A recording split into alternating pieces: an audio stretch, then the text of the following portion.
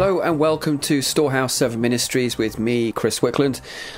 Today I'm using a slightly different recording device, so the quality probably isn't as high as you're normally used to because I'm having to do things a little bit more on the move at the moment, so I've got a lot going on. So I'm sure you can bear with me on that. So today we're going to look at Revelation chapter 13, and today we are at part 1. Revelation 13 verse 1. And the dragon stood on the sand of the seashore. Then I saw a beast coming up out of the sea, having 10 horns and 7 heads, and on his horns were 10 diadems, and on his heads were blasphemous names. Now, what we need to begin with here is that chapter 13 begins as chapter 12 ends. So there is a context here, and we need to understand that chapter 12 ends with the dragon going out to persecute the Jews and Christians during the Great Tribulation for times and half a time, i.e. 3.5 years. And this is possibly the second half of Daniel's 70th week, which is the last 7 years of Earth's history prior to the return of Christ. So why is this important to know? Because time and time again, I often hear people use Revelation chapter 13 as a passage to show a war with Russia is coming because of the rise of the Great Bear, etc. But there are several problems with this approach and this interpretation. So firstly, most people who quote Revelation 13 in this manner are actually pre-trib rapture, which is kind of ironic because they won't even be here according to their own theology. In fact, if you genuinely believe in a pre-trib rapture, in one sense, you shouldn't even bother reading and studying the book of Revelation because pretty much none of it applies to you because you won't be here. Thus, for me, or rather, for me, you know, it's one of the most puzzling aspects that come out of pre-tribulation theory, pre-trib as in pre-trib rapture.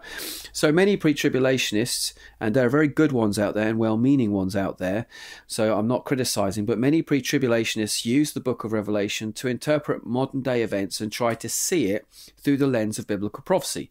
Now, there is no harm in this in itself, except when they take whole passages and chapters out of the historical and prophetical narrative of Revelation and then try to make it fit for today, all the while not realizing that most of the passages they use are set during the tribulation period, which, if you are pre-trib rapture, is kind of nonsensical because you won't even be here. So, yeah. Secondly, many quote the beast in Revelation 13 verses 1 to 2 as the Great Bear, which is Russia, except that it's not a bear, and neither is it Russia or any kingdom of our current timeline. Let's actually see what verse 2 states, and let's see if it sounds like a bear.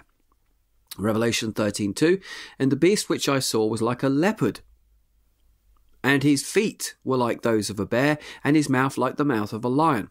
So here we can see it's not a bear at all. If anything, the creature's body is a leopard with paws of a bear. Also, verse 1 of Revelation 13 is clear that the beast has 10 horns, which represents powerful kings with 10 crowns or diadems, which again represents powerful leaders. So we can see clearly that this beast doesn't in fact represent one country, such as Russia, but a multitude of political powers and countries. And the rise of this creature happens during the tribulation period and is therefore not some random passage we can use as a prophetic trump card for events going on today. Revelation 13:1, and the dragon stood on the sand of the seashore. Now, the question that needs to be asked here is, what does the seashore represent? Again, we have to allow apocalyptic literature to interpret itself. And to find the answer, we need to jump to Revelation 17:15, which is a description of the whore of Babylon. And he said to me, the waters which you saw where the harlot sits are peoples, multitudes, nations, and tongues. So the picture of the dragon being sat by the seashore is like a picture of a dragon, so to speak, stood on a shoreline of a map of the world, representing his authority over the nations at the end of days. Revelation 13:1b. Then I saw a beast coming up out of the sea, having 10 horns and 7 heads, and on his horns were 10 diadems, and on his heads were blasphemous names. Now here we have a beast which appears to be a composite of Daniel's 4 beasts from Daniel chapter 7. Like the dragon, it has 10 horns and 7 heads. Now horns traditionally is understood to represent power and in this context, political leaders and political power. So this beast is made up of a lion, a bear, and a leopard. See Daniel 7 verses 4 to 6 for more on that. The next question we need to be asking here is, what is a beast? What does it mean? And what does it represent? The answer is revealed in Daniel chapter 7 verse 17. These great beasts, which are 4 in number, are 4 kings who will arise from the earth. So the beast is really a political leader. So let's see what else Daniel chapter 7 has to say about the beast in Revelation 13. Daniel 7:23 to 27.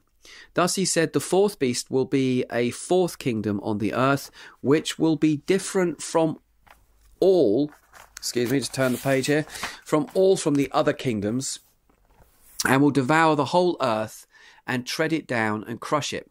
Now as for the 10 horns, out of this kingdom 10 kings will arise, and another will arise after them, and he will be different from the previous ones and will subdue 3 kings.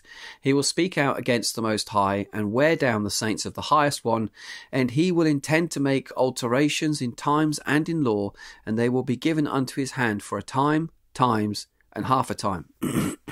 Now we can deduce from this vision that the political power of the Antichrist appears at the end of days and will bring a persecution against the church during the last 3.5 years of the 7-year period. Now this is also consistent with the writings of the early church fathers, who often taught that the church would have to prepare herself to meet and resist the Antichrist at the end of days. Let's not forget that for the early church, they may have likely believed that the Roman emperor to be the Antichrist and his government the beast system. I mean, they endured a great deal of persecution under the cruel Roman Empire. Now, such thinking of an expectation of persecution seems weird in today's westernized Christianity. However, let's not forget our brothers and sisters in the East who are going through horrific persecution right now. We have to be very careful that we don't choose to believe in a pre-trib rapture because it's convenient to avoid persecution. As I've stated in this commentary all along, personally I am post-trib in my theology, and I fear for the Christians who are hoping to avoid pain and misery when historically Christians have always gone through great times of distress and persecution. Colossians 1:24, now I rejoice in what I am suffering for you, and I fill up in my flesh what is still lacking in regard to Christ's afflictions for the sake of his body, which is the church. The Bible has a lot to teach on the issue of suffering and persecution, and we cannot pretend it's not there. Instead of being fearful, let's take heart and courage in that we get to be just like our Lord and Saviour, and he will never fail or forsake us, even in the midst of pain, heartache and persecution. Revelation 13:1b. Then I saw a beast coming up out of the sea, having 10 horns and 7 heads, and on his horns were 10 diadems, and on his heads were blasphemous names. Now here we would do well to remember these descriptions of 10 horns, 7 heads, and 10 crowns, because they represent biblical prophecy and bear the same image of Satan himself. In Revelation 12:3 we have the same description for Satan. Thus these beasts are a physical manifestation of the spiritual and evil angelic realm. Then another sign appeared in heaven, and behold, a great red dragon having 7 heads and 10 horns, and on his heads were 7 diadems. In Revelation 17, the whore of Babylon rides a scarlet beast with again the same descriptions. Revelation 17:3, and he carried me away in the spirit into a wilderness, and I saw a woman sitting on a scarlet beast full of blasphemous names, having 7 heads and 10 horns. Interestingly, in verse 9 of Revelation 17, we get a prophetic cipher of what the 7 heads represent, which states the 7 heads are 7 mountains on which the woman sits. Now this is an important clue to those living at the end of days, which will help them to identify where this beast system resides geographically. In Revelation 13:2, and the beast which I saw was like a leopard, and his feet were like those of a bear, and his mouth like the mouth of a lion. And the dragon came and gave him his power and his throne and great authority. As I've mentioned already, the beast is a composite of several beasts which are described in Daniel chapter 7, and each of the original beasts in Daniel 7 refer to the various empires that rose up to power in Israel's past. The first of Daniel's beasts is like a lion, and it had wings of an eagle. That's from Daniel 7 verse 4. Excuse me. As Daniel watches, the wings are then torn off the beast, and the creature stands erect like a man, and a human mind is given to it. And later the angel who interprets the dream reveals to Daniel the four great beasts are four kings that will rise from the earth, and that's from Daniel 7:17. The first beast represents King Nebuchadnezzar of Babylon being raised up from a beastly nature into a man. And this has a whole backstory about Nebuchadnezzar being struck with madness because of his failure to acknowledge God in the affairs of the world. You have to excuse me, just recovering from a bit of a cold. The second beast in Daniel's vision was like a bear and represented the Medo-Persian Empire that took over after Nebuchadnezzar. The third of the four beasts was like a leopard, and this has traditionally been understood as Greece. The final of the four beasts of Daniel chapter 7, which was a terrifying beast with bronze claws and iron teeth, is likely the Roman Empire. Now, if we are to use the understanding of these beasts to help us figure out the beast here in Revelation 13, we can discern that this beast is a whole other animal made up of great geopolitical powers from Babylon, i.e.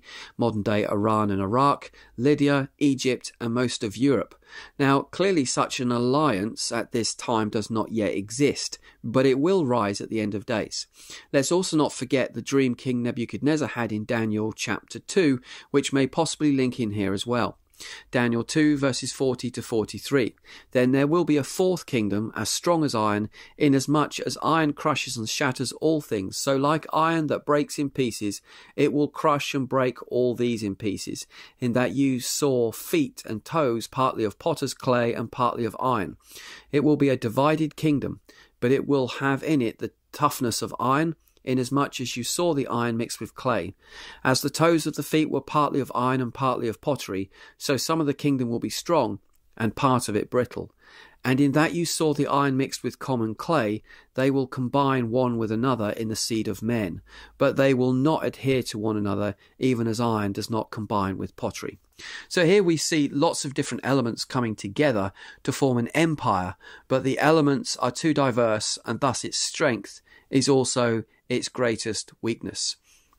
So as I said, we're really kind of guessing as to what this beast is going to look like geopolitically at the end of days. But as I've already said, it's likely going to be made up of Iran, Iraq, Lydia, Egypt, and most parts of Europe, if it's going to follow a similar look and feel to previous beasts, even though the fourth beast will be considerably different from the others, but probably unlikely that it is an alliance, an allegiance of nations rather than just a mighty powerful nation like Babylon, under the king of Nebuchadnezzar, as it was in the old days.